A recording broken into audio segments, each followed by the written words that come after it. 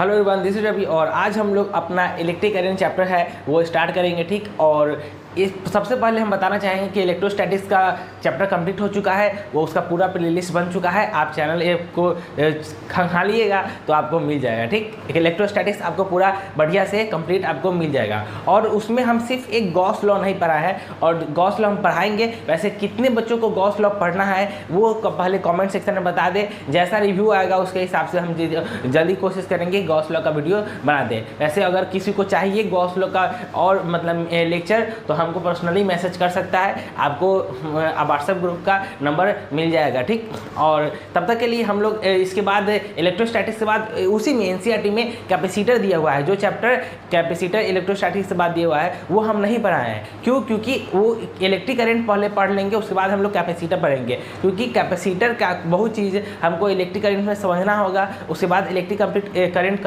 ख़त्म करने के बाद हम लोग कैपेसिटर स्टार्ट कर सकेंगे। ठीक, कैपेसिटर का बहुत मतलब इलेक्ट्रिक करंट का बहुत इंपॉर्टेंट रोल है कैपेसिटर में, इसीलिए पहले हम लोग इलेक्ट्रिक करंट पढ़ेंगे फिर कैपेसिटर पढ़ेंगे। तो देखिए हम लोग स्टार्ट करते हैं, ज़्यादा लेट नहीं करना है।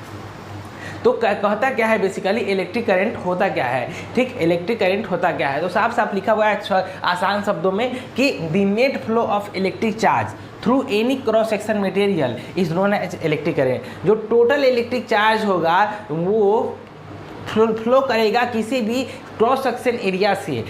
बात समझे, वो जो टोटल चार्ज होगा वो किसी भी एरिया से, क्रॉस सेक्शन एरिया से जितना net flow of electric charge होगा ना, जितना टोटल, उसको ही हम लोग इलेक्ट्रिक करंट कहेंगे। ठीक, net flow of electric charge through any cross section area of a material is known as electric current. जैसे एग्जांपल दे रहे हैं कि यहाँ पर एग्जांपल हम देना चाहते हैं आपको कि ये मेरा एक क्रॉस सेक्शन मतलब मटेरियल है और इसमें से जो इलेक्ट्रिक चार्ज है वो फ्लो करके इधर से इधर जा रहा है। तो जितना नंबर ऑफ इलेक्ट्रॉन जाएगा, जितना नेट फ्लो जितना भी फ्लो होगा वो इस क्रॉस सेक्शन एरिया से या इस क्रॉस सेक्शन एरिया से कितना पास कर रहा है, नेट फ्लो ऑफ इलेक्ट्रिक जितना भी इस एरिया से जितना भी चार्ज पास कर रहा होगा उसी को बोलेंगे हम लोग इलेक्ट्रिक करंट। बात समझ में आया? उसी को हम लोग बोलेंगे इलेक्ट्रिक करंट। और इलेक्ट्रिक करंट का फार्मूला क्या होता है, अगर एवरेज इलेक्ट्रिक करंट निकालना हो तो एवरेज इलेक्ट्रिक करंट निकालने का फार्मूला होता है total electric charge by total time taken. जितना चार्ज जाएगा, पास करेगा उस पार्टिकुलर टाइम में, टोटल टाइम में, या इस टोटल चार्ज कितना भी पास करेगा उस टोटल टाइम से, उसी को हम लोग एवरेज इलेक्ट्रिक करंट कहेंगे। ठीक, उसके बाद एक इसका शॉर्ट में हम ये लिख सकते हैं ये वाला कि Q बाई टी हम लोग मतलब इलेक्ट्रिक करंट एवरेज हम लोग लिख सकते हैं। और चार्ज का फॉर्मूला हम लोग इलेक्ट्रोस्टैटिक्स में पढ़े हुए हैं, Q equal to NE number of charge into electrons. ठीक, उसके बाद ये इसी को हम लोग Q की जगह NE लिखे तो I equal to NE by T, ये एक फार्मूला हो जाएगा। या आप ये लिख सकते हैं current average equal to delta T by delta T, delta Q by delta T, Q2 minus Q1 या T2 by T2 minus T1, ये आप लोग लिख सकते हैं। फार्मूला इलेक्ट्रिक करंट का फार्मूला होता है। ठीक, the net flow of electric charge through any cross section area is known as electric current. जो नेट फ्लो होगा चार्ज का किसी भी क्रॉस सेक्शन एरिया से उसी को हम लोग इलेक्ट्रिक करंट कहेंगे। बात समझ में आई? तो आप लोग इसको नोट कीजिए, उसके बाद हम लोग आगे बढ़ते हैं। तो ये देखिए बहुत ही आसान है। बात में ये इलेक्ट्रिक करंट चैप्टर बहुत ही आसान चैप्टर है और इसका डिफिनेशन भी बहुत आसान है जो कि लिखे हुए हैं, लेकिन बाकी पता नहीं, बाकी टीचर्स इसको इतना कॉम्प्लिकेटेड कर देते हैं, इतना मतलब हार्ड बना देते हैं कि बच्चे लोग को लगता है कि ओह बहुत हार्ड चैप्टर है। बट ये बहुत ही ईजी चैप्टर है, बहुत ही ईजी चैप्टर है। क्लास 10th हम लोग पढ़े थे उतना ही बहुत ही ईजी चैप्टर है। बात में तो ये सब आप लोग लिख लिए होंगे। उसके बाद हम लोग अब आगे बढ़ते हैं। ठीक, अब हम लोग आगे बढ़ते हैं। आप स्क्रीनशॉट भी ले लीजिए, टाइम बचेगा, स्क्रीनशॉट ले लीजिए। और ये कोर्स बेसिकली उस चीज़ के लिए डिज़ाइन है। किस चीज़ के लिए डिज़ाइन है? तो बिहार बोर्ड का जो एग्ज़ाम होने वाला है फरवरी में उसके लिए डिज़ाइन है, और जो सेंटअप एग्ज़ाम होने वाला है बिहार बोर्ड का उसके लिए डिज़ाइन है। ठीक, इसमें बेसिकली आपको जो वही पढ़ाया जाएगा जो एग्ज़ाम में आए, जिससे आपको 100 में 90 प्लस मार्क्स ले आए। ठीक, जो इस थ्योरी में आपको 70 मार्क्स का होता है तो आप 65 प्लस ले आए। ठीक, 65 प्लस मार्क्स आप लोग ले आए। और कोई बच्चे कमज़ोर है, वीक है, जो 11th कुछ नहीं पढ़े हैं, उनको 60 प्लस आराम से आ जाएगा, कोई सोचने वाली बात नहीं है। इसको लिख लीजिए आप लोग। तो अब हम लोग स्टार्ट करेंगे important points about electric current, ठीक, जो हमारा some important points about electric current, ठीक। इलेक्ट्रिक करंट हम लोग समझ लिए कि इलेक्ट्रिक करंट होता क्या है, उसका फार्मूला देख लिए, फार्मूला क्या होता है। उसके बाद हम लोग देखेंगे कि इलेक्ट्रिक करंट के बारे में कुछ इंपॉर्टेंट या खास बात, जैसे हर इंसान का कुछ ना कुछ खास बात होती है, उसी तरह इलेक्ट्रिक करंट के भी कुछ खास बातें होती है। क्या होती है?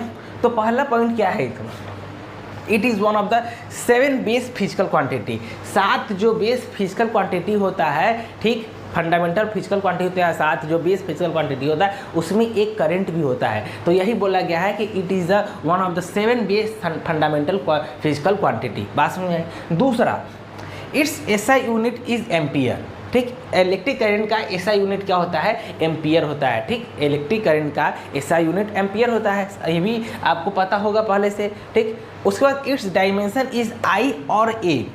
इट्स डायमेंशन इज आई और ए कहने का मतलब है कि इसका डायमेंशन आई और ए दोनों लिख सकते हैं, जो आपको सुविधा लगे। इसका डायमेंशन आई लिखिए, ए लिखिए, दोनों लिख सकते हैं, ठीक। उसके बाद it is always directed from higher electric potential to lower electric potential. यह किसके तरफ थ्रू डायरेक्टेड होगा, किसके तरफ इसका डायरेक्शन होगा? तो हायर इलेक्ट्रिक पोटेंशियल से लोअर इलेक्ट्रिक पोटेंशियल से पर मतलब से इसका डायरेक्शन होगा। हायर इलेक्ट्रिक पोटेंशियल से लेके लोअर इलेक्ट्रिक पोटेंशियल तक इसका डायरेक्शन होगा। बात समझ में? It is always directed from higher electric potential to lower electric potential. Higher electric potential से लोअर इलेक्ट्रिक पोटेंशियल की तरफ इसका डायरेक्शन होगा। बात समझ में? ये 4 इंपॉर्टेंट फिजिकल क्वांटिटी मतलब पॉइंट है। इसके बारे में और पॉइंट है, पहले आप ये लिखिए, उसके बाद हम आपको 5वां, 6ठा, 7वां आपको इंपॉर्टेंट पॉइंट इसके बारे में लिखवाते हैं, ठीक।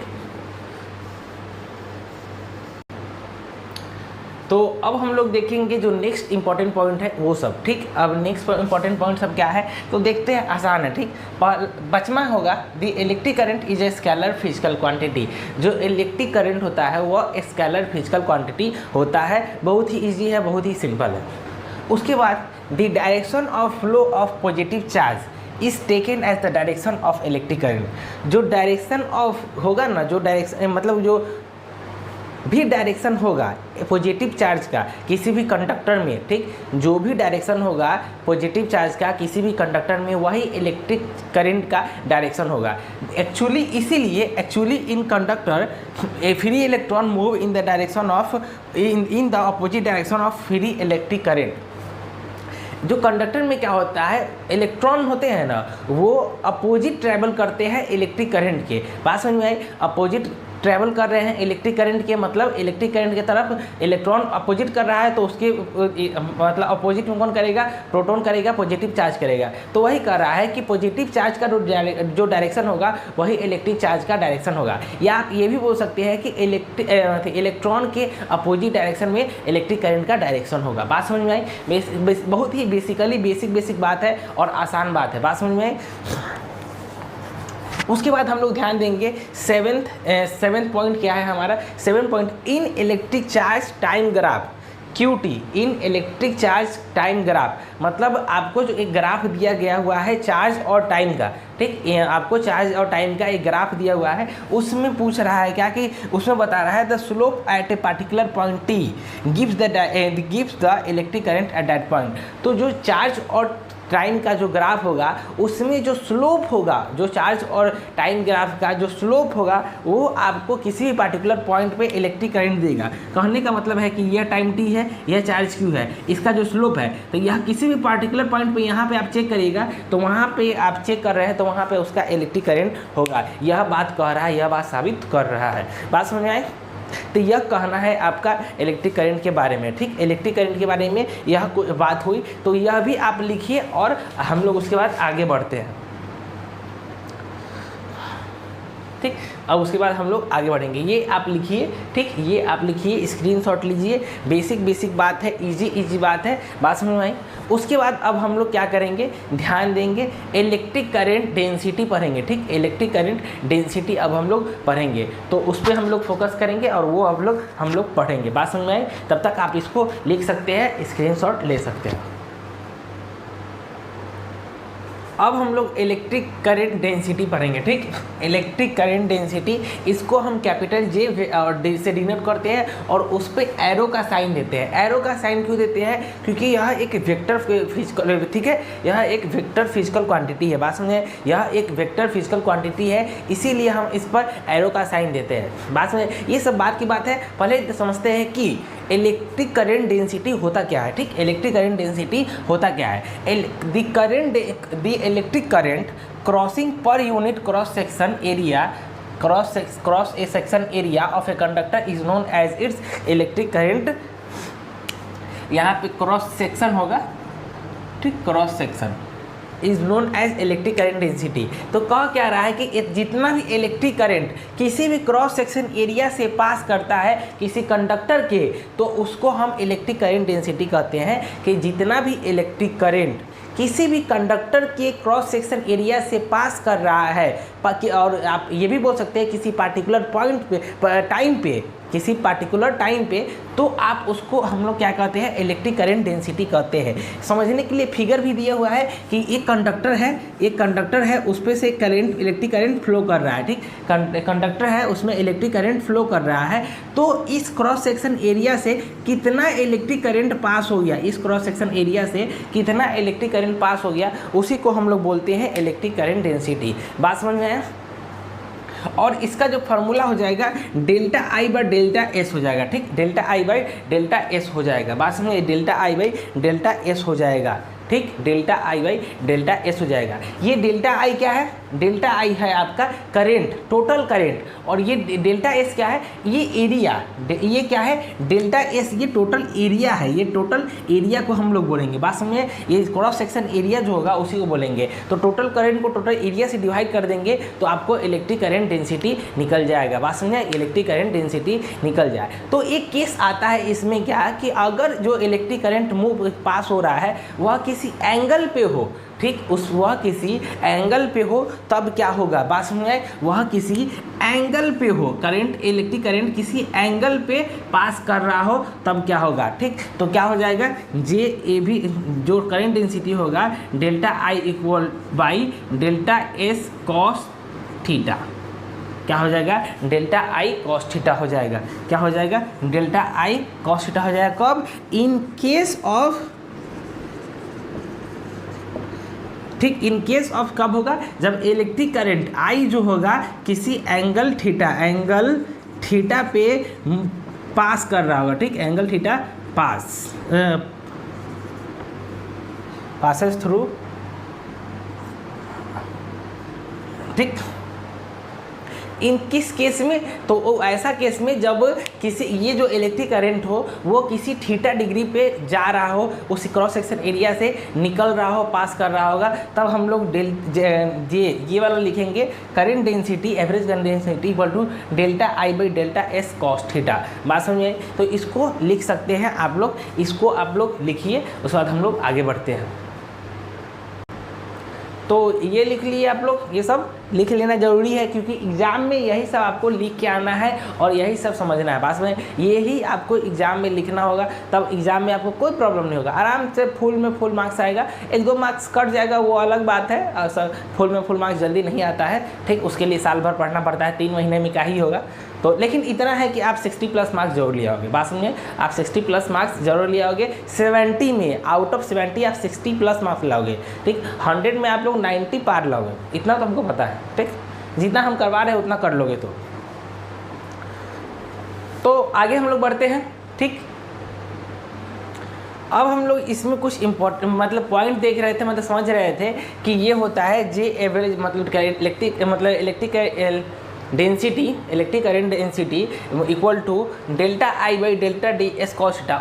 उसको हम इस तरह लिख सकते हैं कि delta I equal to J electric current, average electric current equal to delta S cos theta, ठीक। इतना लिख सकते हैं। तो हम क्या कर रहे हैं, ये तो एवरेज का बात हो रहा है, ठीक। यह बात हो रहा है एवरेज के लिए, लेकिन जब हम बात करेंगे किसके लिए, छोटा सा पार्ट के लिए, छोटा सा इलेक्ट्रिक करंट के लिए या छोटा सा उस एरिया के लिए, तो क्या होगा, D I equal to J D S cos theta हो जाएगा। इसको छोटा सा पार्ट को इंटीग्रेट करेंगे तो वह बड़ा हो जाएगा। तो क्या करेंगे हम लोग D I integration of D I equal to J D S integration of J D S cos theta. तो अगर डी आई क्या हो जाएगा आई हो जाएगा और जे डी एस क्या हो जाएगा integration of J D S हो जाएगा। तो इलेक्ट्रिक करंट आई क्या है, इलेक्ट्रिक करंट आई है dot product of electric current density into the area, ठीक, electric current density into cross section given cross section area, उसी को हम लोग इलेक्ट्रिक करंट बोलते हैं। तो इससे पता चलता है कि यह क्या है स्केलर इलेक्ट्रिक करंट क्या है स्केलर फिजिकल क्वांटिटी है, जो कि हम पिछले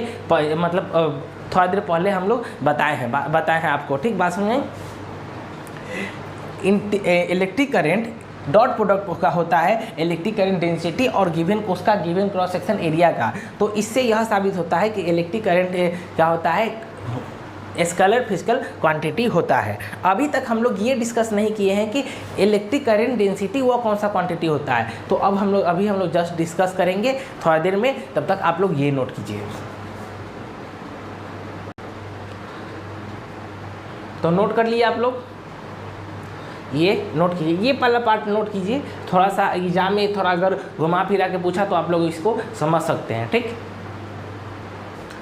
तो अब हम लोग देखते हैं कि इलेक्ट्रिक करंट डेंसिटी के बारे में कुछ इंपॉर्टेंट पॉइंट, ठीक, इलेक्ट्रिक करंट डेंसिटी हम लोग पढ़े और समझे, तो उसके बारे में कुछ इंपॉर्टेंट पॉइंट है वो देखते हैं। तो पहला पॉइंट उसके बारे में क्या है कि it is a vector physical quantity. पहला इसके बारे में इंपॉर्टेंट पॉइंट ये है कि यह एक वेक्टर फिजिकल क्वांटिटी है, बात समझिए, यह एक वेक्टर फिजिकल क्वांटिटी है, ठीक।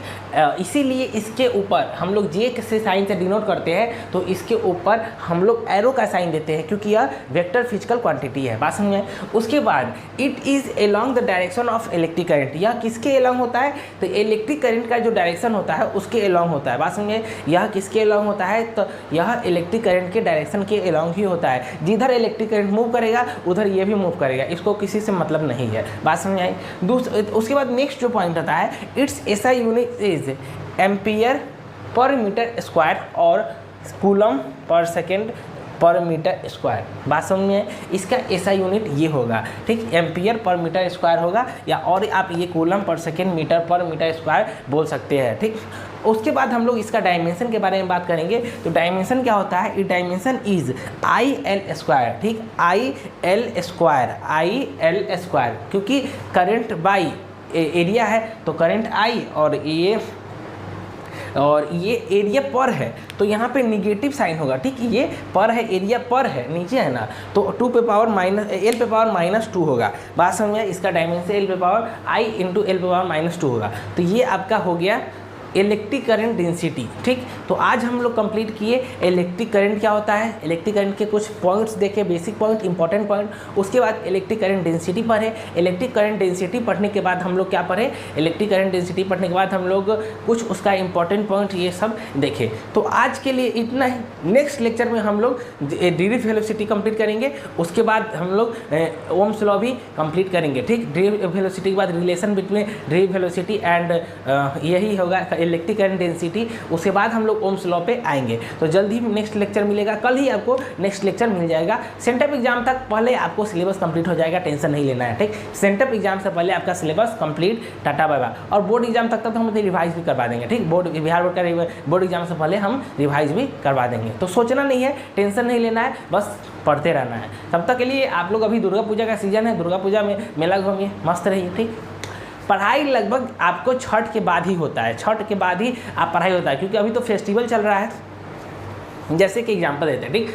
अभी देखिए दुर्गा पूजा का टाइम है, तो अभी लोग पहले नवरात्रि करेगा, मतलब 9 दिन 10 दिन नवरात्रि करेगा, तो फिर लास्ट के 8 7वीं 8वीं 9वीं जो पूजा का डेट होता है उसमें सब मेला घूमेगा, बढ़िया से मस्त खूब घूमेगा। पढ़ाई से किसी को वास्ता कम ही रहता है, ठीक। उसके बाद बीच में छोटा मोटा पर्व त्यौहार आता ही रहता है, गैप होता रहता है, तो बच्चा पढ़ नहीं पाता, कंसिस्टेंसी नहीं बन पाती है, ठीक ना। बच्चा का बन पाता है कंसिस्टेंसी, टीचर को मजबूरी रहता है, इसीलिए हमारी तरह आके आपको पूजा के दिन भी पढ़ाएंगे, कोई मतलब नहीं। लेकिन आपको जो उसके बाद आपको दिवाली आएगा, दिवाली के 2-3 दिन 3-4 दिन बाद छठ आएगा, उसके बीच में भी कुछ पूजा पर्व त्यौहार रहते हैं, तो बच्चा छठ तक तो बेसिकली नहीं पढ़ पाता है। उसके बाद छठ के बाद ही आपको स्पेशली अच्छे से पढ़ाई हो पाता है, ठीक। छठ के बाद ही उसके बाद क्या होता है, क्या ठंड रहती है, ठीक।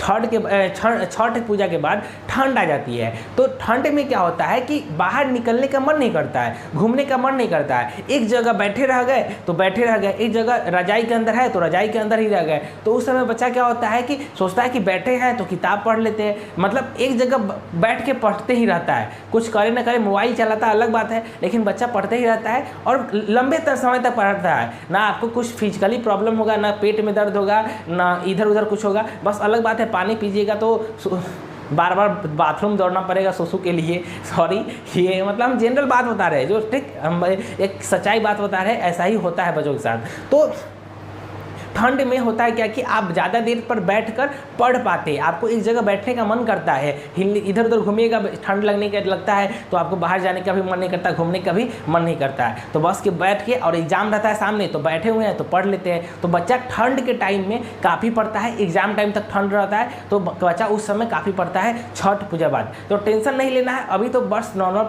पढ़ना है। छठ पूजा बाद रफ्तार पकड़ेंगे हम लोग और मज़े उड़ा के पढ़ेंगे, ठीक, टेंशन उड़ा के नहीं लेना है और मज़े लेके हम लोग पढ़ेंगे और बोर्ड एग्जाम को फोड़ देंगे, बात समझिए, बोर्ड एग्जाम के लिए फोड़ देंगे। तब तक के लिए पढ़ते रहे और टेंशन फ्री रहे। और एक मतलब मेरे आइडियल इंस्पिरेशन बोल सकते हैं अमन धतवाल, वो भैया, मतलब अमन धतवाल भैया, हम सर भी बोलते हैं उनको, अमन सर। तो उनका एक स्टाइल हमको ये पसंद आता है, ये वाला। तो आप लोग भी पोज देते रहे, ठीक, मतलब लाइफ में कुछ इंटरेस्टिंग करते रहे, इस तरह का पोज देते रहे, इस तरह का पोज देते रहे तो और पढ़ते रहे, ठीक, इंटरेस्ट लेते रहे। तब तक लिए बाय, और नेक्स्ट लेक्चर जल्दी आएगा। और पढ़ो भाई, लाइफ में और कुछ नहीं, पढ़ो, उसके बाद बहुत कुछ है करने के लिए। तब तक लिए bye everyone, bye bye bye.